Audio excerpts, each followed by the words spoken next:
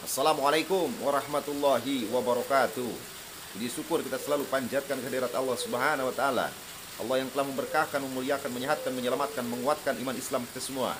Semoga iman Islam kita semua Allah kuatkan, ya. Allah kokohkan sekuat baja. Kan. Rahmat salam limpah curah bagian alam Kanjeng Nabi Allah Muhammad sallallahu alaihi wasallam. Semoga kita semua dapat syafaat baginda Rasulullah Nabi Allah Muhammad sallallahu alaihi wasallam. Ada yang bertanya ke saya, gimana guru? Katanya guru, murid kan ke guru gitu ya. Nanyain, gimana kalau kita bisa ilmu terawang-terawang ke sana ke sini ke sana ke sini? Saya bilang, ilmu terawang yang pertama harus bisa membersihkan hati kita. Yang kedua, membersihkan ucapan kita. Yang ketiga, harus membersihkan pikiran kita biar tidak ngelag itu pikiran. Ya, yang keempat, harus membersihkan akhlak kita dari yang jelek, harus menjadikan kebaikan. Nah, tadinya tidak sholat, kita harus bisa beribadah sholat yang 5 waktu, laksanakan, jalurkan, ya, sesuai dengan kemampuan kita, paksakan mitra. Nah, itu ilmu-ilmu terawang kita, istilahnya berjalan waktu, lama-lama kita pasti bisa, istilahnya dari amal-amal kita yang baik juga, ilmu hati, ilmu tabir terawang itu pasti kebuka, filter di dalam tubuh kita, imajinasi kita kebuka dengan beramal soleh dan bersedekah. Bukan, dengan ucapan baik juga itu bisa membukakan hibarnya terawang kita. Jadi pikiran kita jernih, pikiran kita nggak resah, pikiran kita nggak gelisah, selalu terang benderang seperti neon, katanya hurung nggak gebur, hurung seperti matahari misalnya gitu ya.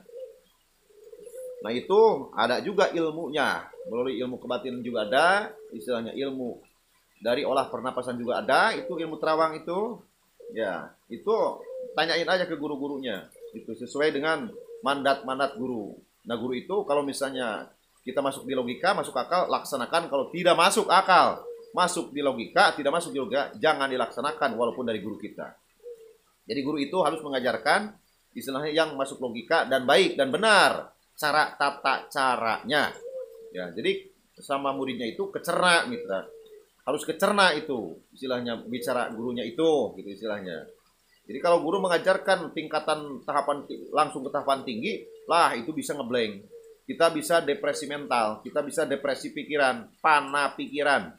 Kalau panah pikiran, istilahnya susah untuk mengobatinya. Sebab kita blank, sebab kita pikiran kita istilahnya nggak tertentu, nggak terarah gitu. Nah itu jadi harus guru juga harus mengajarkan kepada muridnya itu kadar-kadarnya. Ya, kadar-kadarnya istilahnya. Pelajaran istilahnya kita lagi belajar di kelas SD, jangan kita pelajaran dikasih kelas SMP misalnya.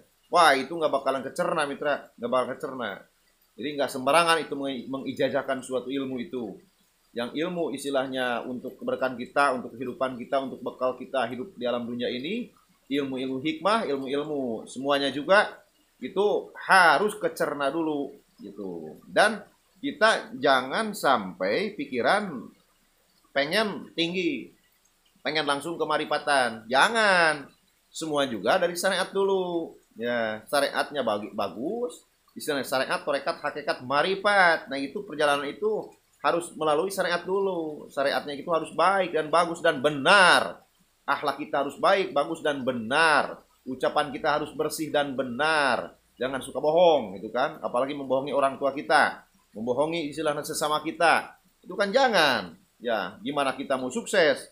Gimana kita istilah pengen megang ilmu hikmah kalau kita berbohong terus kepada orang tua kita, kepada guru-guru kita berbohong, ataupun kepada sesama kita berbohong, ataupun dolim kepada sesama. Jauhi itu rasa dolim, jauhi rasa iri dengki sesama, bukan ke sesama. Sebab dolim itu akan mengakibatkan fatal ke dalam diri kita juga. Malik mitra, balik arah ke dalam tubuh kita. Kalau orang-orang yang suka dolim, orang-orang yang suka mendoakan yang tidak baik kepada sesamanya, tapi di dalam dendam kita, dendam membara gitu kan, walah itu taubatlah tobat itu mah istilahnya. Jangan sampai gitu mitra istilahnya. Jadi yang biarin orang-orang yang mendolimi kita dilawan dengan kebaikan kita, dengan doa-doa kita berdasarkan ilmu. Sebab orang-orang yang mau dolim kepada orang-orang yang bersih hatinya istilahnya dan berilmu itu malik sekaligus mitra.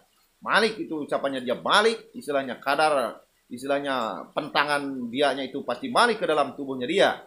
Ya.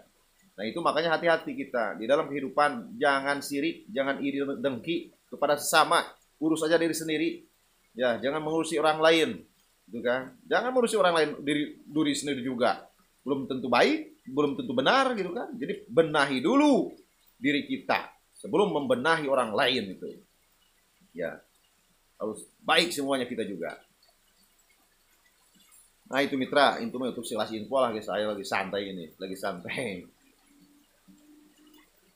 Nah gitu aja, itu untuk sekelas info berdasarkan versi saya dan pengalaman saya yang lagi dari dulu sampai sekarang saya jalanin untuk syiar di dalam Islam gitu ya. Syiar itu yang harus yang baik, semuanya juga harus baik lah pokoknya untuk syiar mah. Itu. Salam rahayu, salam silaturahmi. Assalamualaikum warahmatullahi wabarakatuh.